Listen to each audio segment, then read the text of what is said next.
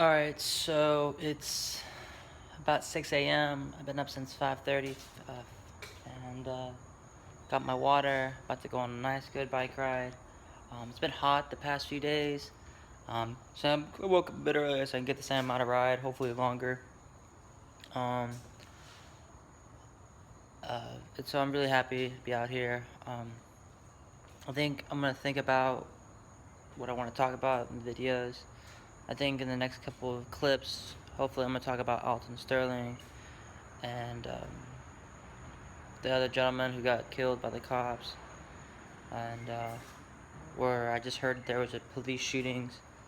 4 police officers were killed in Dallas. So I'm gonna talk about that. Basically, on the concept of media coverage and what the proper response should be and how we should think about these things. Again, so yeah, here I go. Bye. So we're gonna talk about Philando Castile and Alton Jennings. Um, um, what can you say? It's just, you're speechless of how this could happen on camera. And people think it's a new thing that's going on. Oh my gosh, these cops are killing black people. No, this has been going on. Only this technology is new. This has been going on, but no one's believed them. Believed black people. And for each case, they're trying to find a criminal record. They're trying to bash the person who was killed. They don't look at to the people who did the shooting. What's their record? How long have they been on the force?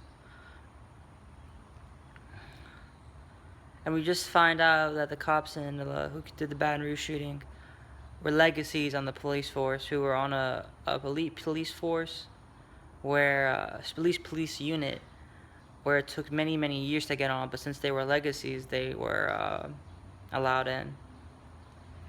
You shouldn't treat police departments like legacies, like they do in fraternities or in the Greek life. You gotta have a whole higher standard.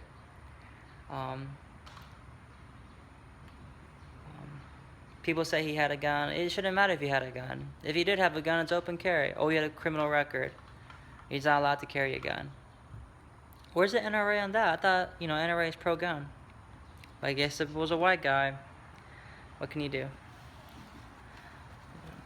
And I don't like talking like this. I don't like pointing it out, because even as a millennial, I don't want race to be an issue, like earlobes or eyebrows. I think that this is such a silly thing.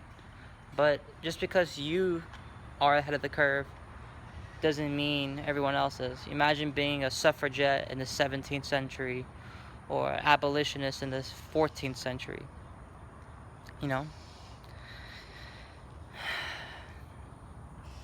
But, it's just... Then you're going to have this Dallas shooter, these these police officers who were murdered and gunned down. That's sad and terrible. And you're going to have the people who are bashing Alton and Philando and defending the cops who did that, trying to say, oh my God, see, look, it's danger. I think a good quote is, I think it's by Jon Stewart, who said, you can value blue lives and still hold them to a higher standard. To do either or is not a good thing to do. I think my solution to this is, if a police shooting happens, no matter what kind of shooting, you should go to a federal prosecutor, not to the local authorities who investigate their own crews. Is there a bias in this? So we'll find out more information about the Dallas shooting. Just compare the two, how they cover it. Just compare it, how they cover both investigations, all 3 investigations. See, if it's a black man getting killed, they'll try to find a criminal record. If it's a police officer, they'll show a picture of his family. And they showed a mugshot for Philando. The one in Baton Rouge, or is that Alton? I'm sorry, I can't. Again, it doesn't matter to me. These names don't matter. It's just their lives matter. They showed a mugshot, but if you go on his mugshot from 1990s. But if you go to his Facebook, you know, you can use that. So, and the one in Minnesota, they gunned down a man who was just, according to the only witness there with the camera, said he was told the guy he had a gun, he's a concealed carry, and he was going to show his licensing, and the guy shot him.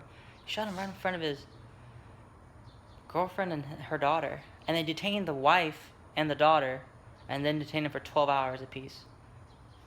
What can you do? That's crazy.